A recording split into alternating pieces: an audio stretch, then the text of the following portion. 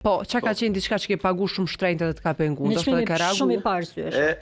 Po, çmimet, që aja e hotelit, për shembull, më ka pengu 2 dhoma, i kum pas me fëmijë dhe me gru, i kum pagu 300 euro natën. 300 euro natën? 300 euro natën vetëm me mëngjes. Aja më ka pengu shumë, se u duke unë mu ngrit, mu ngrit në ora 7 për mizon ulset. Fakt, s'është as pushim aja, po.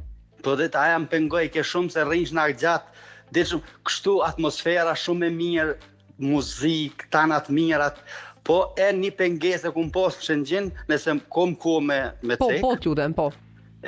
Atu kam qenë me një restoran, kam qenë me një mek, me familje, kem qenë 2 parti, më ka ofër 10-12 vetë. Po. Edhe pritja ka qenë shumë e dopt, në ushqimi nuk pa foli për ushqim, se ushqimi ka herë del ma i mirë, gjatë pushimeve kur ka të llovit madhe, ushqimi është në përgjithësi i dopt. Po, pra.